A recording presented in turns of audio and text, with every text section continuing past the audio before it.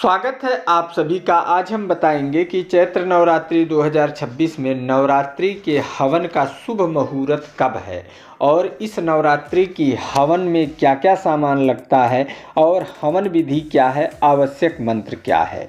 तो वीडियो महत्वपूर्ण है, इसे पूरा अवश्य देखें, अपनों को शेयर करें और कमेंट बॉक्स में अपनी राय ज़रूर लिखें।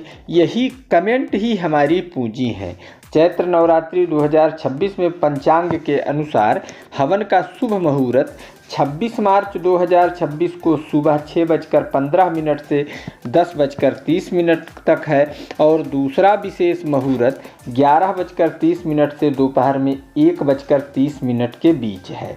अगर इस दौरान आप चैत्र नवरात्रि का हवन नहीं कर पाते हैं तो पूरे दिन पर्यंत कभी भी आप कर सकते हैं अथवा करवा सकते हैं। इसी दिन कन्या पूजन और भोग का भी नियम है और 27 मार्च 2026 को पारण का विशेष मुहूर्त है। 27 मार्च 2026 को पारण दोपहर 12 बजे से पहले आप कभी भी कर लें। 26 मार्च 2026 को दिन में दोपहर में 2:11 तक अष्टमी है और फिर नवमी तिथि का आरंभ हो रहा है। इसी कारण चैत्र नवरात्रि 2026 का हवन 26 मार्च 2026 गुरुवार को ही होगा, जबकि 27 मार्च 2026 दिन शुक्रवार को नवमी तिथि 12:02 तक रहेगा, फिर दशमी का आरंभ हो जाएगा। इसी कारण चैत्र नवरात्र 2026 के व्रत का पारण 27 मार्च 2026 को दोपहर के पहले कर लेना है, क्योंकि नवरात्र व्रत का पारण नवमी तिथि में ही करना होता है, अर्थात नवमी प्लस दशमी, जबकि हवन नवमी तिथि अष्टमी प्लस नवमी में करना होता है। चैत्र नवरात्रि के हवन में जो आवश्यक सामग्री लगती है वो इस प्रकार है।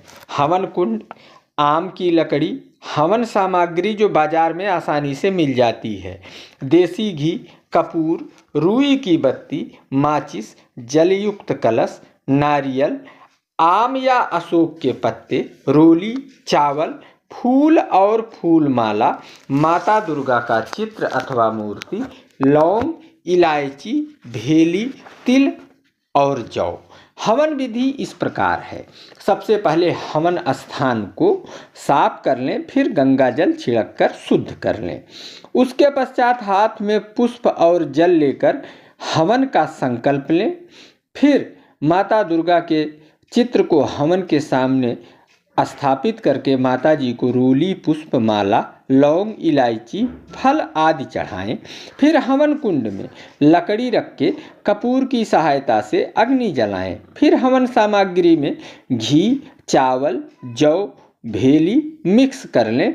उसके बाद ओम दुंग दुर्गाए नमः स्वाहा कहते हुए 108 बार आहुति दें। यदि किन्हीं कारणों से 108 बार आहुति नहीं दे पा रहे हैं तो 11 बार, 21 बार अथवा 51 बार भी आहुति दी जा सकती है विषम परिस्थितियों में।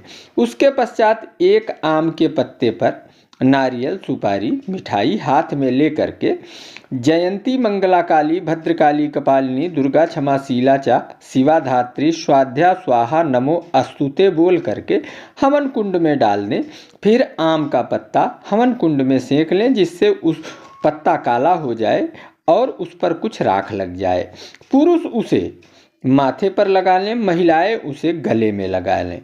इसके पश्चात आरती करें। फिर 9 अथवा 7 कन्या बुला करके उनका पूजन करें, उन्हें भोजन कराएं और क्षमता के अनुसार उन्हें दक्षिणा दें।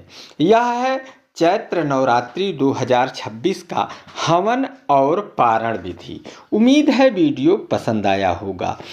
फिर भी यदि मन में कोई जिज्ञासा उठती है, कोई सवाल आता है तो कमेंट बॉक्स में लिखें, समुचित उत्तर मिलेगा। फिर मिलते हैं एक और वीडियो के साथ, तब तक के लिए जय माता दी।